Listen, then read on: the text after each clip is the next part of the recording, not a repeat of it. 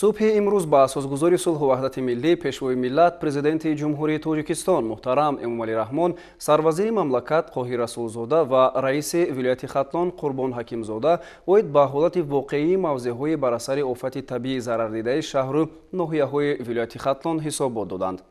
тавре иттилоъ дода шуд 11 майи соли 2021 дар натиҷаи бориши зиёд ва омадани сел дар як қатор шаҳру ноҳияҳои вилояти Хатлон манзилҳои истиқоматии сокинони шаҳру ноҳияҳо хароб гардида, роҳҳои автомобилгард ва дигар иншооти муҳими хоҷагии халқ зарар диданд. пешвои миллат муҳтарам Эмомалӣ Раҳмон ба сарвазири мамлакат ва раиси вилояти Хатлон дастур доданд, ки дар кӯтоҳтарин фурсат манзилҳои истиқоматӣ ва иншооти дигари хароб гардида пурра барқарор карда шуда, ба оилаҳои зарардида сари вақт ва бетаъхир кӯмакҳои моддӣ расонида шаванд.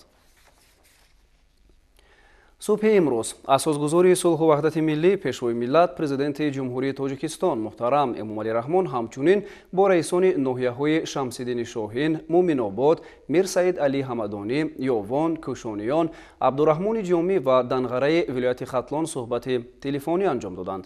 раисони ин ноҳияҳо ба пешвои миллат муҳтарам Эмомалӣ Раҳмон доир ба тадбирҳои бартарафсозии оқибатҳои офатҳои табиӣ, ки рӯзҳои охир ба амал омаданд, ҳисобот доданд.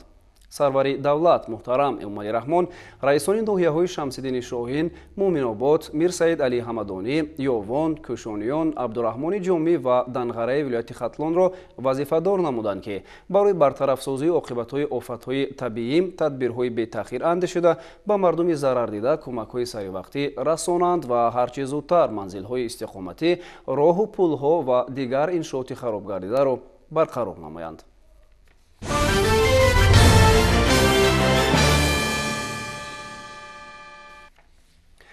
ёдовар мешавем, ки санаи 11 май дар як қатор шаҳру ноҳияҳои вилояти Хатлон манзилҳои истиқоматӣ, роҳу пулҳо ва дигар иншооти хоҷагии халқ хароб гардид. барои саривақт бартараф намудани оқибатҳои офати табиӣ ситоди ҷумҳуриявӣ таъсис дода шуда, дар ҷои ҳодиса фаъолият намуда истодааст. ҳамчунин бо дастури асосгузори сулҳу ваҳдати миллӣ пешвои миллат президенти ҷумҳурии Тоҷикистон муҳтарам Эмомалӣ Раҳмон, сарвазири мамлакат Қоҳир Расулзода ва гурӯҳи кории ҳукумати ҷумҳурии Тоҷикистон дар маҳалли аз офатҳои табиӣ зарардидаи шаҳри Кӯлоб, ноҳияҳои Шамсиддини Шоҳин ва Муминободи вилояти Хатлон қарор дошта, бо аҳолӣ суҳбату вохӯриҳо доир менамоянд ва ҷиҳати бартараф намудани оқибатҳои офати табиӣ тадбирҳои заруриро амалӣ менамоянд. гузориши ҳамкорони мо дар ин хусус. 11 майи соли 2021 дар шаҳри Кӯлоб дар натиҷаи боришот обхезӣ ба амал омад. обхезӣ нахуст аз сангобҳои ҳудуди ноҳияи Шамсиддин Шоҳин, деҳаҳои Саричашма ва Чагам оғоз ёфта, қисми болоии шимолу шарқӣ ва шарқу ҷануби шаҳри Кӯлобро фаро гирифт. дар натиҷа оби борони ҷамъшуда ба маҳаллаҳои Ҷомӣ, Сино, Ҳаштум, Навканд, Хати роҳ, Чаманзор, Нурбахш, Корвонгузар, Орёно, кӯчаҳои Содиқов, Зардаков, Даминзода, Нонбои Поён, Суғдиён, инчунин деҳаҳои Лағмон 1 ва Лағмон 2 деҳоти Кӯлоб ва деҳаҳои Файзободи Боло, Шамсови деҳоти Зарбдор ворид гардида, дар натиҷа манзилҳои истиқоматии сокинон ва заминҳои назди ҳавлигӣ, пул ва роҳҳои автомобилгарди кӯчаву маҳаллаҳои мазкур, хатҳои интиқоли нерӯи барқ, ҷӯйборҳои обгузари канори роҳҳо, маркази савдою хизматрасонӣ ва дигар иншоот хароб гардид. барои саривақт бартараф намудани оқибатҳои офати табиӣ дар асоси дастуру супоришҳои президенти ҷумҳурии Тоҷикистон пешвои миллат муҳтарам Эмомалӣ Раҳмон ситоди ҷумҳуриявӣ таъсис дода шуд. барои таъмини сокинон бо оби нӯшокӣ, нерӯи барқ ва дигар инфрасохтори зарурӣ кор идома дошта, бартарафсозии оқибатҳои офати табиӣ бо ҷалби техникаву механизми соҳавӣ оғоз гардидааст. аснои шиносоӣ аз ҳолати ҷойдошта ва мулоқот бо сокинони аз офати табиӣ зарардида, сарвазири мамлакат Қоҳир Расулзода таъкид намуданд, ки дар доираи сиёсати хиратмандона ва башардӯстона аз ҳисоби асосгузори сулҳу ваҳдати миллӣ пешвои миллат президенти ҷумҳурии Тоҷикистон муҳтарам Эмомалӣ Раҳмон ба зарардидагон масолеҳи сохтмонӣ кӯмак карда шуда, дар кӯтоҳтарин фурсат оқибатҳои ин офати табиӣ бартараф гардида, манзилҳои зисти сокинон бунёду навсозӣ карда мешаванд.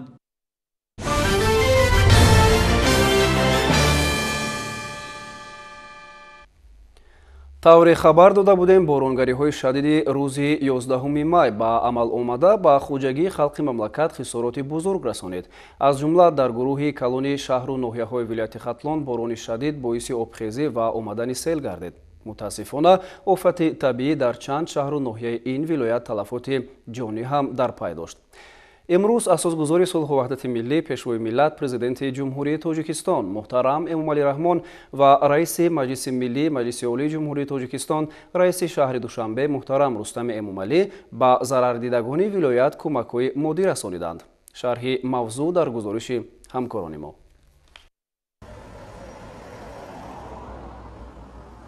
пешвои миллат муҳтарам эмомалӣ раҳмон вобаста ба офатҳои табиӣ рӯзҳои охир дар шаҳру ноҳияҳои вилояти Хатлон рух дода пайваста дар ҷараён буда сокинони зарардидаи ин шаҳру ноҳияҳоро дастгирӣ ва нисбаташон ғамхорӣ зоҳир менамоянд.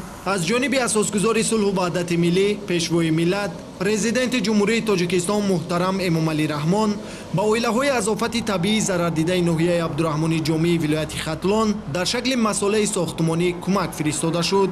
дар доираи кӯмакҳои пешвои миллат муҳтарам эмомалӣ раҳмон ба оилаҳои бар асари офатҳои табиӣ рӯзҳои охир зарардидаи ноҳияи абдураҳмони ҷомеи вилояти Хатлон 60 тонна арматур, 300 метри мукааб тахта, 300 тонна семент ва 3000 шефер дастрас карда мешавад, ки дар барқарорсозии оқибатҳои офати табиӣ нақши калон хоҳад дошт.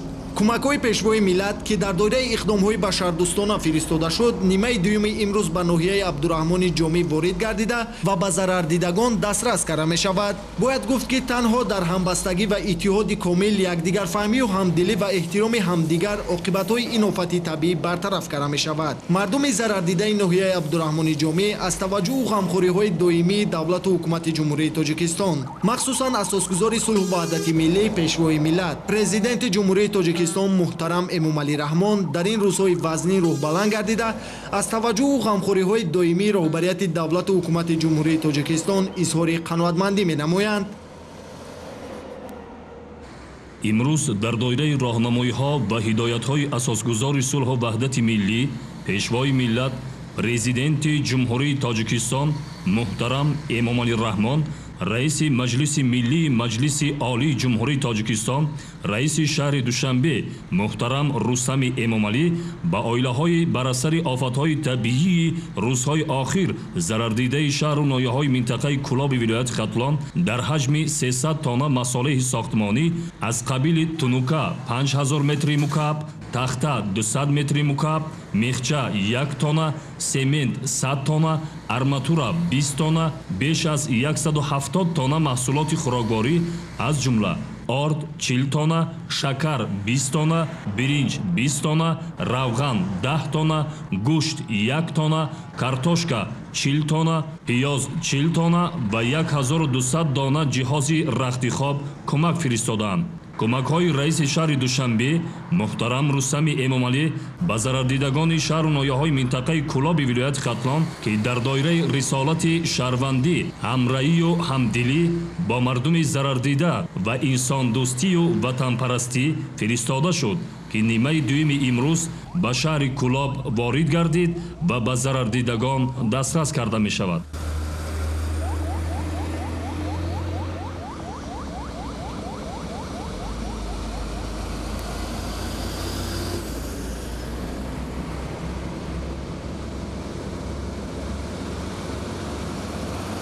хотиррасон мешавем ки бар асари селу боришоти зиёд дар рӯзи 11 майи соли равон дар як қатор шаҳру ноҳияҳои вилояти Хатлон манзилҳои истиқоматӣ, роҳу пулҳо ва дигар иншооти хоҷагии халқ хароб гардида мутаассифона талафоти ҷонӣ низ ба қайд гирифта шудааст. таври аз таъкидҳои пайвастаи пешвои миллат муҳтарам эмомалӣ раҳмон бармеояд мо танҳо дар ҳамбастагӣ ва иттиҳоди комил якдигарфаҳмию ҳамдилӣ ва эҳтироми ҳамдигар метавонем ҳама мушкилотро бартараф намоем ва дар якҷоягӣ ватани азизамонро боз ҳам ободу зебо гардонем. мардуми зарардидаи шаҳру ноҳияҳои минтақаи кӯлоб боэътимод бошанд ки дар ин рӯзҳои вазнин зери таваҷҷӯҳу ғамхориҳои доимии давлату ҳукумати ҷумҳурии тоҷикистон махсусан асосгузори сулҳу ваҳдати миллӣ пешвои миллат президенти ҷумҳурии тоҷикистон муҳтарам эмомалӣ раҳмон قرار دارند و ساکنان دیگر شهر و ناحیه‌های مملکت در این روزها هیچگاه آنها را تنها نمی‌گذارند.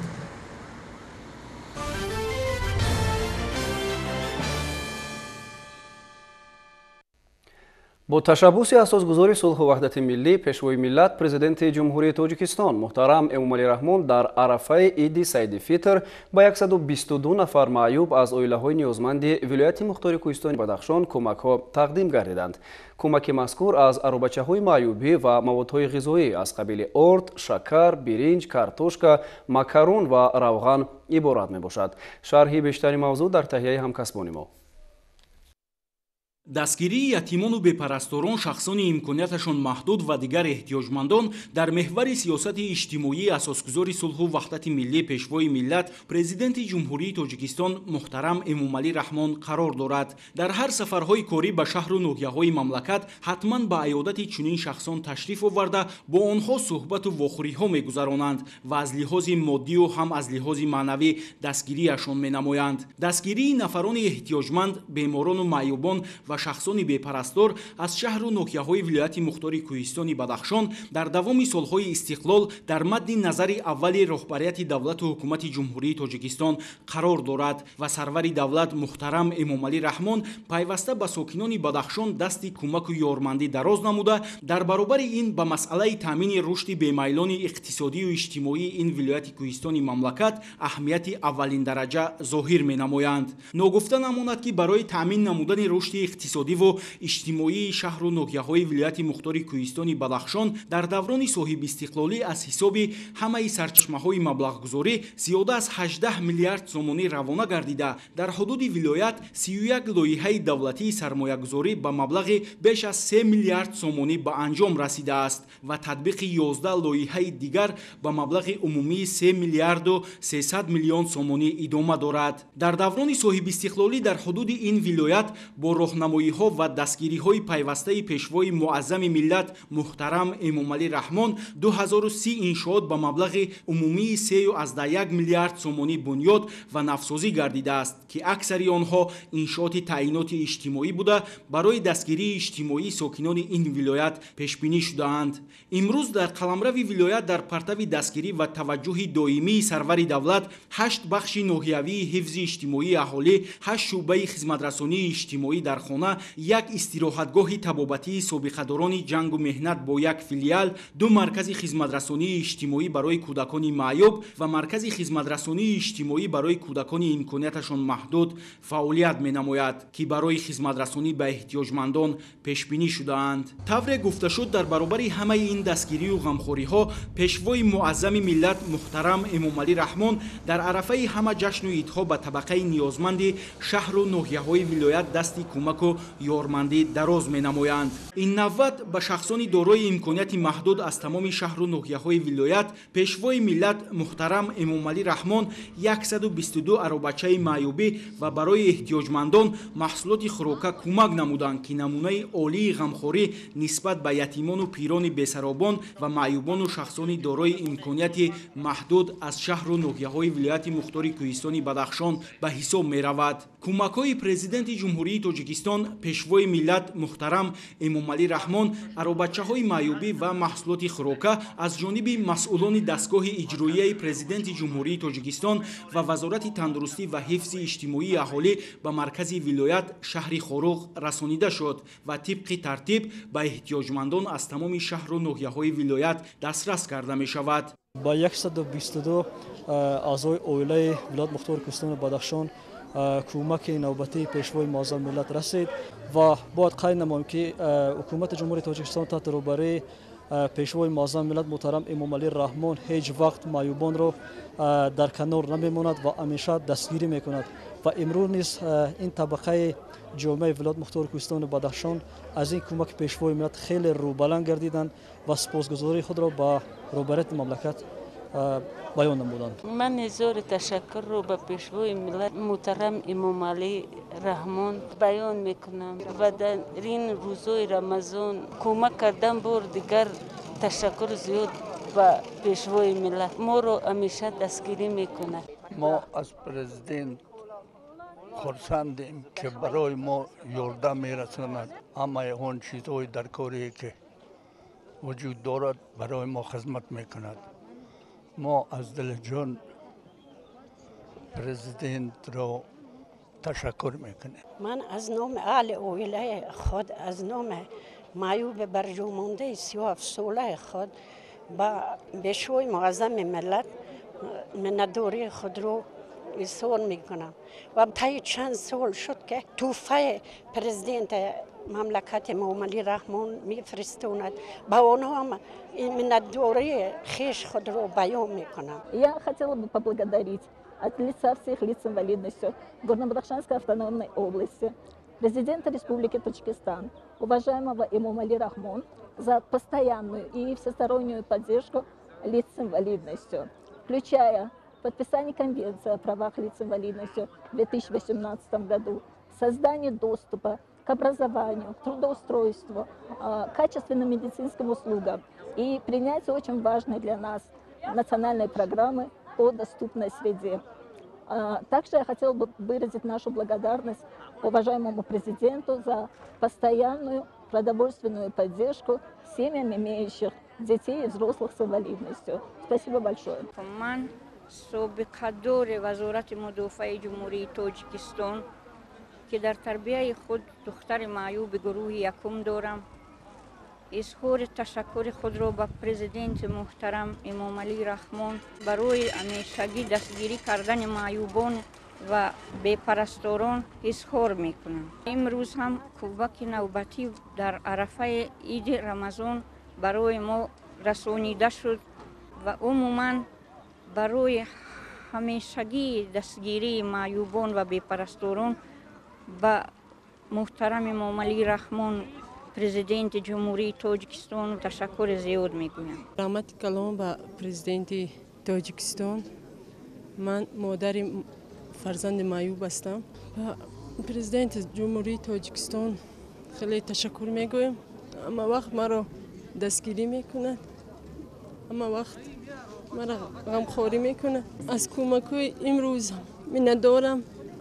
رحمت کلام. 31 نفر معیوبان نوع شغنان با عربچه معیوبی تامین گردیدند و البته ما از نام این قشر جامعه با پیشوای معظم ملت اساسگزار صلح و وحدت ملی پرزیدنت مملکت محترم امامعلی رحمان منتداری صمیمی را میرسانیم. بسیار خوب است چون که این قشر جامعه با عربچه های معیوبی نیاز داشتند و بسیار خرسنده‌آور است که از این اقدام بهره‌ور گردیدند. пешвои миллат муҳтарам эмомалӣ раҳмон бо самимият ва эътимоди зиёд нисбат ба сокинони бадахшон доимо дар ҳар суҳбату вохӯриҳояшон бо мардуми вилоят таъкид менамоянд ки чун дигар сокинони тоҷикистони соҳибистиқлол ба заҳматдӯстӣ ватанпарастӣ ва ҳисси баланди миллии сокинони ин вилояти кӯҳистони мамлакат бовар доранд ва ин боварию эътимод ва таваҷҷуҳу дастгириҳои сарвари давлат аз сокинони вилоят тақозо менамояд ки дар иҷрои рисолату масъулияти шаҳрвандии худ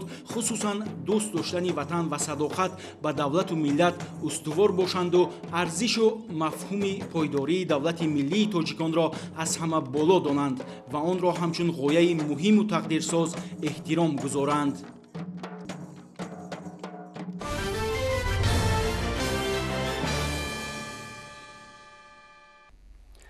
дар ҳошияи ин чораандешиҳои некунаҷиб ва ҳамчун исботи ҷонибдорӣ аз сиёсати инсонпарваронаи пешвои муаззами миллат муҳтарам эмомалӣ раҳмон, раиси шаҳри душанбе муҳтарам рустами эмомалӣ бахшида ба фарорасии иди рамазон ба 2890 нафар тарбиятгирандагони хонаҳои кӯдакон, мактаб-интернатҳо ва бошандагони хонаи пиронсолон, ятимони кул, оилаҳои ниёзманд ва дигар гурӯҳҳои осебпазири ноҳияҳои шаҳри душанбе, инчунин хизматчиёни ҳарбӣ кӯмаки навбатии худро расониданд. ташаббуси навбатии шаҳрдорӣ ки дар пешрӯи фарорасии иди рамазон рост омад, боиси хушҳолии беандозаи ятимону барҷамондагон ва қишри ниёзманд гардида, онҳо сипоси самимии хешро нисбат ба ғамхориҳои ҳамешагӣ ба роҳбарияти мақомоти иҷроияи ҳокимияти давлатии шаҳри душанбе иброз доштанд. дар сиёсати иҷтимоии давлат ҳукумати ҷумҳурии тоҷикистон дастгирии қишри ниёзманди ҷомеа, алалхусус ятимону барҷамондагон ва афроди яккаву танҳо аз самтҳои муҳим ва мавриди таваҷҷӯҳ дониста мешавад. بخصوص در عرفه جشن و عیدها با خبر شدن از حال و احوال آنها یکی از فضیلت‌های نیک انسانی دانسته شده، خوشبختانه در کشور به آن اهمیت لازمی داده می شود. رهبریت مقامات اجرایی حکومت دولتی شهر دوشنبه، خاصتاً رئیس شهر محترم رستم امامعلی نیز این اقدام جوانمردانه را همه‌جانبه دستگیری و پیروی کرده، بهر حل و فصل مشکلات اجتماعی قشر نیازمند جامعه تدبیرهای تأخیرناپذیر می‌اندیشند. در حاشیه این چاره‌اندیشی‌های نیک و نجیب و همچون اثبات جانبداری از سیاست انسان‌پرورانه پیشوای معظم ملت محترم امامعلی رحمان، شهردار دوشنبه بخشیده به فرارسی عید رمضان به تربیت گیرندگان خانه‌های کودکان، مکتب اینترنت‌ها و باشندگان خانه پیرانسالان، یتیمان کل، عائله‌های نیازمند و دیگر گروه‌های آسیب‌پذیر ناحیه‌های شهر دوشنبه اینچنین خدمتچیان حربی کمک نوبتی خود را رسانیدند. تشبس نوبتی شهرداری که در پیشروی فرارسی عید رمضان راست آمد، باعث خوشحالی بی‌اندازه یتیمان و برجاماندگان و قشر نیازمند گردیده، آنها سپاس صمیمی خویش را نسبت به غمخوری‌های همیشگی به رهبریت مقامات اجرایی حکومت دولتی شهر دوشنبه ابراز داشتند. ما گروه یکم با امر تعدیل همین که در این جوانی هم سلامتی دست دادمون امتحان شده موندیم، لیکن در تمامی این برآمدهای جناب ولی را تماشا میکنیم، درباره معیوبان و برجاماندگان و بیچارگان سخنرانی میکنند، دست جوری دراز میکنند، نگاهبین خوب میکنند. محترم جناب ولی و رئیس شهر دوشنبه این کمکی که به ما در ماه شریف رمضان کردند ما هزاران بار منت داریم. خدا این زیادهشون گرداند. مجموع عمومی کمک‌های رسانیده شده از جانب رئیس شهر دوشنبه محترم رستم امامعلی به تربیت گیرندگان خانه‌های کودکان، مکتب اینترنت‌ها، باشندگان خانه پیرانسالان، یتیمان کل، عائله‌های نیازمند و دیگر گروه‌های آسیب‌پذیر ناحیه‌های شهر دوشنبه 348 تن مواد غذایی از قبیل آرد و روغن، شکر و برنج، مکران، گوشت، سبزیجات و میوه‌جات تر و تازه، محصولات شیری، مواد شستشویی و محصولات خواجگی‌داری عبارت بوده. این اقدام به شبهه در بهبود بخشیدن سطح زندگی این قشر اهالی و غنی گردیدن سبد استعمالی آنها تأثیر مثبت می‌گذارد. من ندو در چند روزی به شیرالی مایی به گروه یکم دم نگاه بینش میکنم و ایش میکنم. بینادرگی خود رو به رئیس شهر دوشنبه محترم رستم امامعلی میرسونم که مورد دستگیری میکنه در هر جشن و سال نو، این مثال نوروزی و در عید عرفه در هزار رحمت برای کمکشون و برای دستگیریشون. معیوب دیون گروه هستم، نوبینا از رئیس شهر به ما کمک آوردن. منتظر هستیم که ما را در همین خانه پیرانسالان معیوبان خیلی دستگیری بلند میکنن. ما منتظر هستیم و ما از قواری همه چیز را مهیا میکنن و از هیچی کم نیستیم. هزار رحمت به پیشوای ملت، به رستم امامعلی و کارکنان همین حکومت. قابل ذکر است که تربیت گیرندگان و استفاده برندگان تمام مؤسسه‌های اجتماعی در حدود پایتخت جایگیر بوده در عرفه همه عید و جشن‌ها از کمک‌های رئیس شهر دوشنبه بهره‌مند می‌شوند. این است که در مؤسسه‌های ذکر گردیده شرایط ضروری تعلیم و بود و باش دائمی و موقتی فراهم بوده. متخصصان ورزیده ساحه برای سرابانی افراد به نگاهبین احتیاج داشته و تعلیم و تربیت کودکان و نورسان در تعلیمگاه‌ها سفربر شدند و این طفلکانی با امر تقدیر از پدر و مادر محروم مانده، عاری از احساس تنهایی و در روحیه وطن دوستی و شکرگزاری از ارزش‌های عمومی ملی به وایه می‌رسند. ثمره شرایط‌های فراهم گردیده و توجه پدرانه نسبت به باشندگان مکتب اینترنت‌ها است که سطح دانش اندوزی آنها سال از سال بهتر گردیده، با اشتراک در آزمون و مسابقات گوناگون تا رفت به دستاوردهای بیشتر نائل می‌گردند. رهبریت مقامات اجرایی حکومت دولتی شهر دوشنبه نیز کمک و غمخوری‌های دائمی خویش را به این قشر اهالی ادامه بخشیده، بهر از میان بردن احساس تنهایی و تنگدستی آنها چاره‌های سریوقتی می‌اندیشد. لازم به تاکید است که دست کمک دراز کردن به یتیمان و نیازمندان در همه دور و زمان از عنعنه‌های نیک نیاگان ما محسوب می شود و این عنعنه نکو امروز هم در سیمای کار و پیکار سازنده و انسان پرورانه رهبریت عالی مملکت و شهر دوشنبه ادامه داده می شود.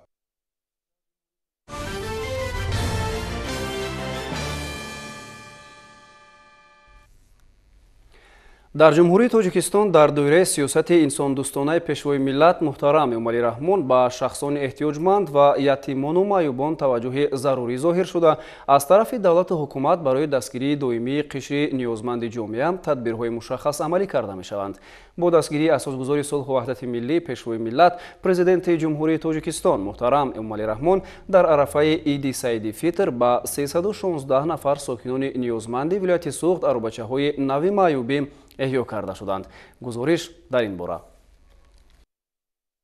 сазовори ҳама гуна ғамхориву дастгирӣ, фароҳам овардани шароити арзанда барои маъюбону пиронсолон аз рукнҳои муҳими сиёсати иҷтимоии давлату ҳукумати Тоҷикистон ба ҳисоб рафта, иқдоми навбатӣ асосгузори сулҳу ваҳдати миллӣ, пешвои миллат, президенти ҷумҳурии Тоҷикистон муҳтарам Эмомалӣ Раҳмон тақдими аробачаҳои ёрирасон ба 316 нафар шахсони имконаташон маҳдуд аз шаҳру ноҳияҳои вилояти Суғд идомаи дастгириҳои ҳамешагии сарвари давлат аст, ки ба ин шахсон боз рӯҳу равони тоза мебахшад. Намояндагони дастгоҳи иҷроии президенти ҷумҳурии Тоҷикистон ва масъулини мақомоти давлатии маҳаллӣ дар хиёбони назди меҳмонхонаи суғдиёни шаҳри Хуҷанд иқдоми шахсию хайрхоҳонии пешвои миллат муҳтарам Эмомалӣ Раҳмон аробачаҳои ёридиҳанда барои шахсони имконаташон маҳдудро ба худи онҳо ва аъзои оилаи онҳо бо дилҷӯию меҳрубониҳои хоса аз номи сарвари давлати тоҷикон тақдим намуданд.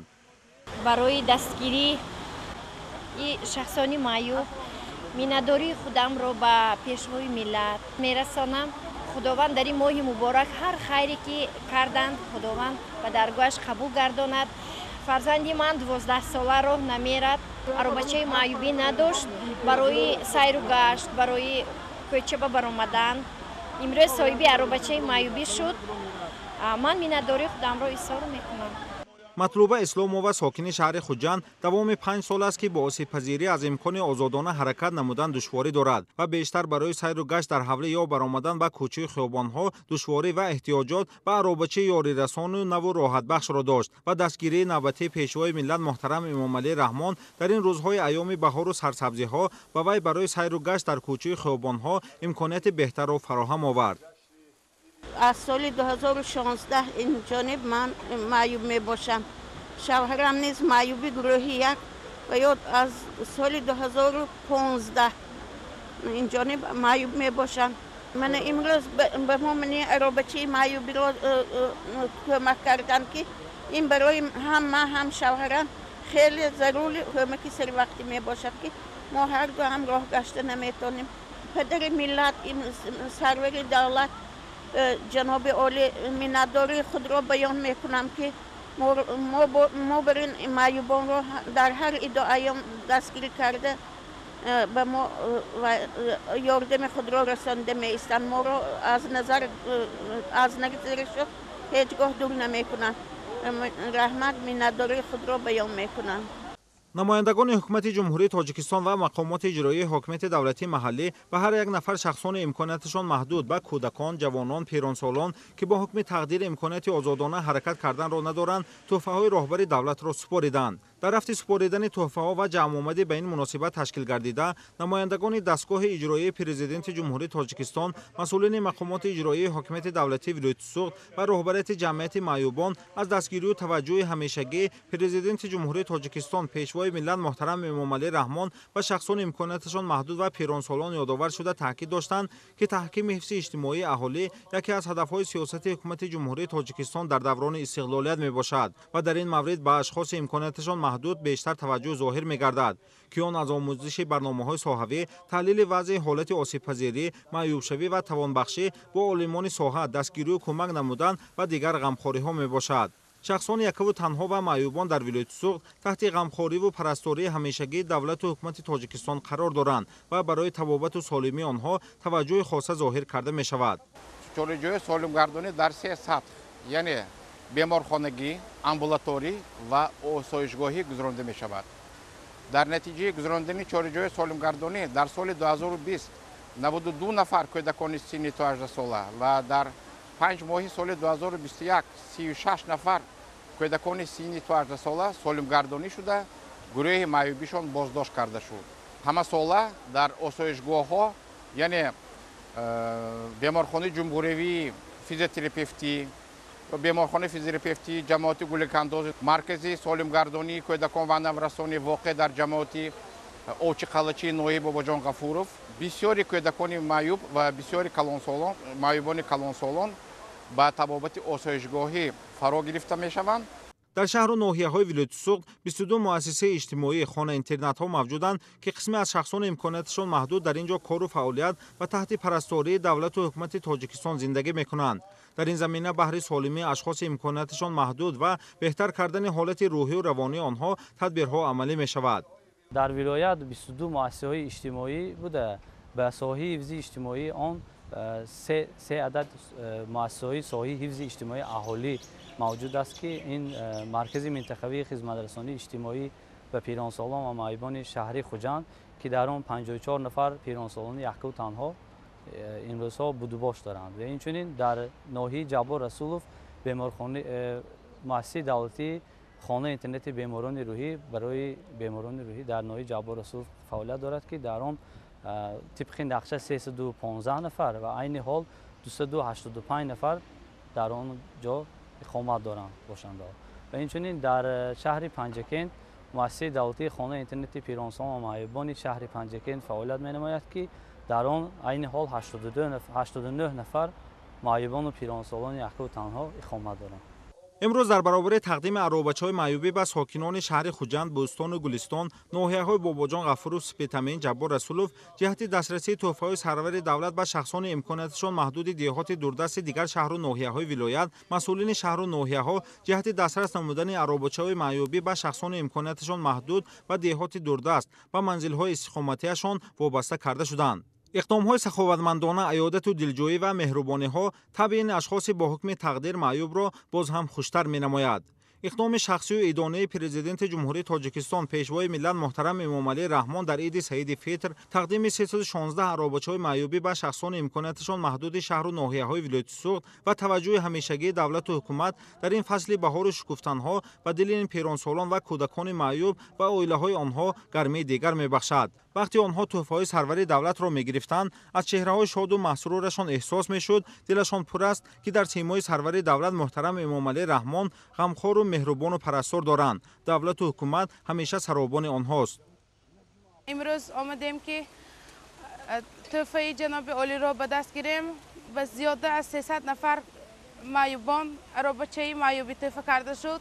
منتداری خود را به پیشوای ملت محترم امامعلی رحمان میرسانم که نسبت معیوبان غمخوار هستند، ما را دستگیری کرده ایستادند.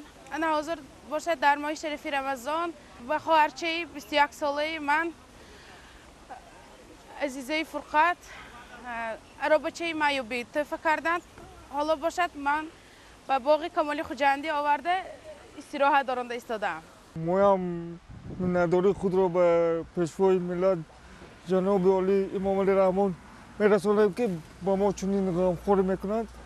ما در این عید ماه شریف رمضان خوشحال گشته بگذار سربلند و خانواد باشند که ما را همیشه دستگیری کرده در عید و ایام ها با ما چنین غمخواری ها میکنند. بسیار خوشحال هستم که امروز صاحب عروبچه معیوبی شدم.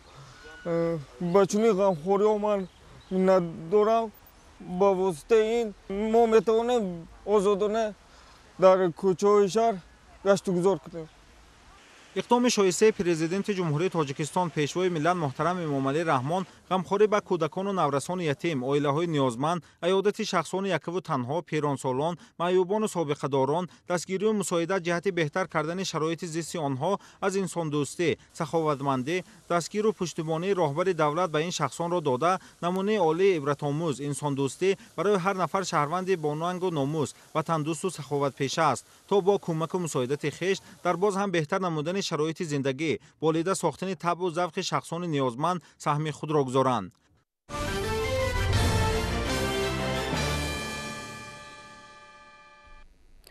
дасти кӯмак дароз кардан ба шахсони яккавутанҳо яке аз амалҳои хайрусаво ба ҳисоб рафта хислати наҷиби инсониро бозгӯ менамояд. аз ин рӯ соҳибкорони саховатпешаю шахсони хайрхоҳ дар пайгирӣ аз сиёсати роҳбарияти олии сиёсии Тоҷикистон пайваста кӯшиш мекунанд ин қишри ҷомеаро дастгир бошанд. махсусан дар пешорӯи иду ҷашнҳои миллӣ чунин амалҳои накӯ аз сӯи шахсони ҳимматбаланд бештар ба назар мерасад. гузориш аз Шаҳри Бохтар. با دستگیری از سیاست اجتماعی دولت و حکومت و اجرای دستور سپرشوی رهبریت عالی کشور جهت دستگیری طبقه نیازمند جامعه و کمک عملی رساندن به آنها پیوسته در شهر بختر عملهای نیک و خیرخواهانه روی کار می‌آید. خصوصا در عرفه عید و جشن‌ها به عائله‌های نیازمند، یتیمان و بی‌پرستاران، شخصان برجامانده و یکا و تنها و نفران امکاناتشان محدود از سوی صاحبکاران دستخوشات کمک‌های غذایی رسانیده می‌شود. مینتداری خویش را از نام معیوبان با این شخص‌های سخاوت‌پیشه بیان کردنیم. این نوبت نیز با جانبداری از سیاست خیرخواهانه سرور دولت، صاحبکاران همت بلند عبدالجبار خوجایف، حسین خالف و ایوب خوجا نبیوف و 175 نفر احتیاجمندان و پیرانسالان شهرهای بختر، لوکن، ناحیه کوشانیان دست کمک دراز نموده موادهای اولیه غذایی تقدیم نمودند. بهره گیرندگان این کار ثواب باشد با قناعتمندی و شکرگزاری و این عملهای شخصانی نکوکار اظهار منتداری نمودند. باید گفت که در شهر بختر خانه پیرانسالان فعالیت می‌کند که در آن کهنسالان یکا و تنها و بی‌پرستار نگاهبین می‌شوند. در برابر غمخواری دولت و حکومت آنها زیر سرپرستی چنین فرزندان خیرخواه ملت قرار گرفته و همیشه دستگیری می‌یابند تا آنها خود را بی‌کس و تنها احساس نکنند.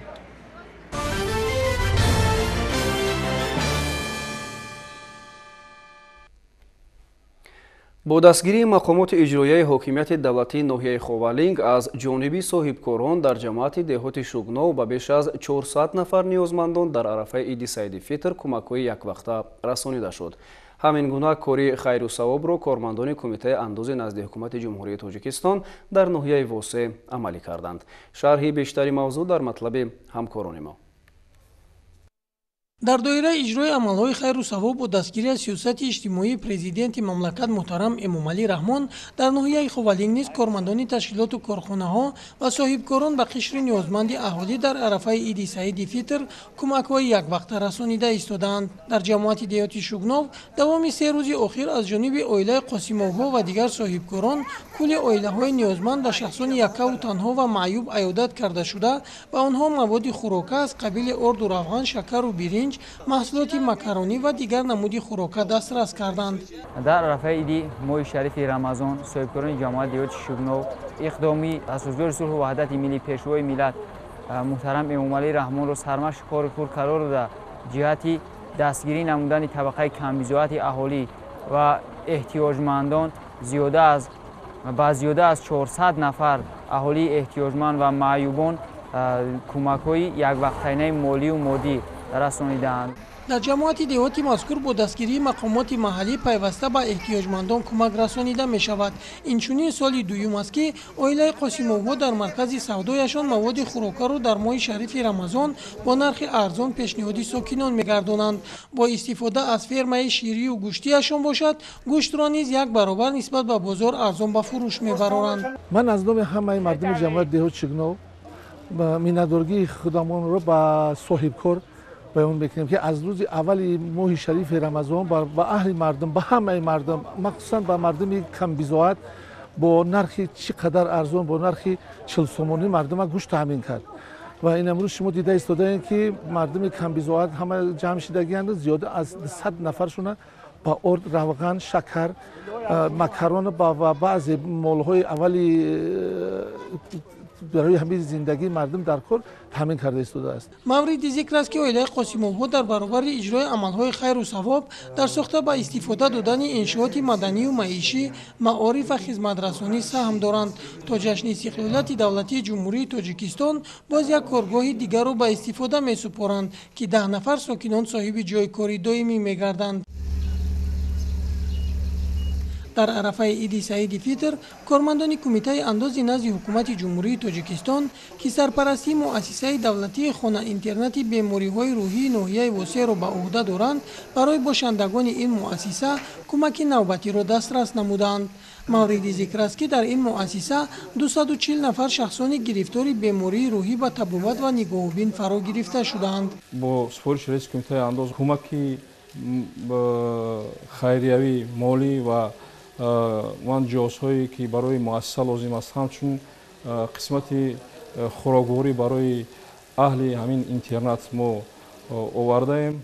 кӯмаки мазкур аз орду равған, шакару биринҷ, маводи антисептикӣ, маводи шустушӯӣ, таҷҳизоту лавозимоти зарури ва дигар ашёҳое ки раҳбарияти хона интернат дархост намудааст иборат мебошад.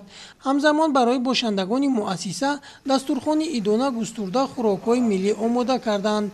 иттилоъ дода шуд ки бо дастгирӣ аз сиёсати иҷтимоии президенти мамлакат муҳтарам Эмомалӣ Раҳмон дар оянда низ кӯмакҳо ба ин муассиса ва дигар ниёзмандон расонида мешавад.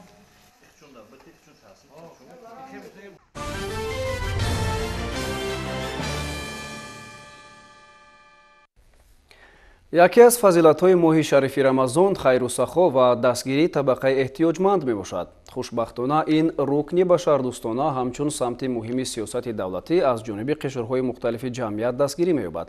ҳамин амали хайрхоҳона нисбат ба тарбиятгирандагони мактаб интернати ҷумҳуриявии кӯдакони ятими ноҳияи Рашт низ амалӣ карда шуд. тафсилот дар ин хусус.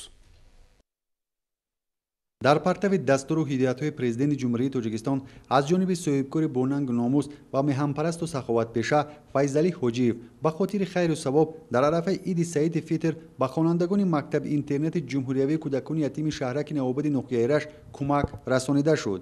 роҳандозии тадбирҳои зарурӣ аз ҷониби ҳукумати ҷумҳурии Тоҷикистон аст ки ин қишри ниёзманди ҷомеа пайваста аз ҷониби соҳибкорон ва шахсони хайрхоҳ дастгирӣ меёбанд. ҳамчунин аз ҷониби риёсати донишкадаи омӯзгории Тоҷикистон дар ноҳияи Рашт низ ба тарбиятгирандагони мактаби интернат як миқдор маводи хӯрока пешниҳод карда шуд. ятимону бепарасторон шахсони яккаву танҳо ва имконияташон маҳдуд дар ҷумҳурии Тоҷикистон зери ғамхории ҳукумат қарор дошта барои беҳтар намудани вазъи зиндагии онҳо пайваста тадбирҳои муҳим андешида мешавад. аз кӯмаки соҳибкор Файзалӣ Ҳоҷиев 174 нафар хонандагону мураббиҳои мактаби интернати ҷумҳуриявии ноҳияи Нуробод ва 112 нафар хонандагони мактаби интернати ноҳияи Сангвор низ бархурдор шуданд.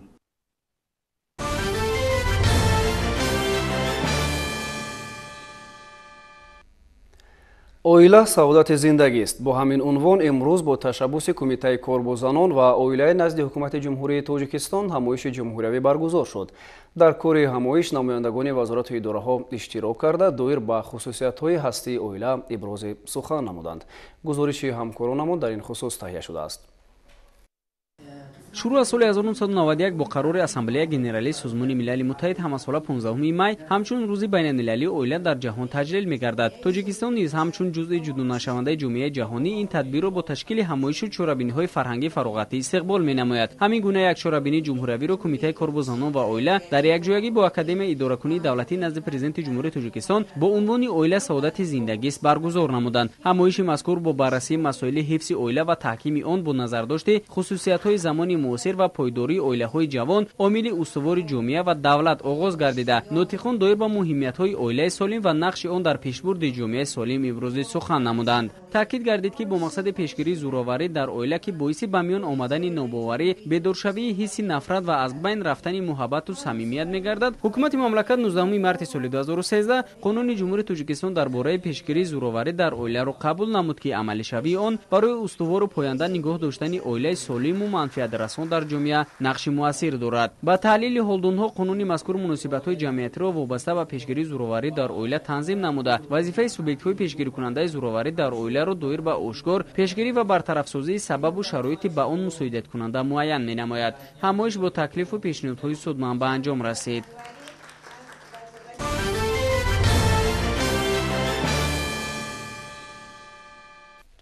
бинандагони азиз, ҳамин гуна буданд хабарҳои нашри ҷамъбастии барномаи иттилоотии навид. ҳамин ҷо барномаамон ба анҷом мерасад, вале барномаҳои дигари телевизиони Сафина бошанд идома доранд. дар давоми шаб бароятон истироҳати хубу хушро таманнум мекунем. хайр.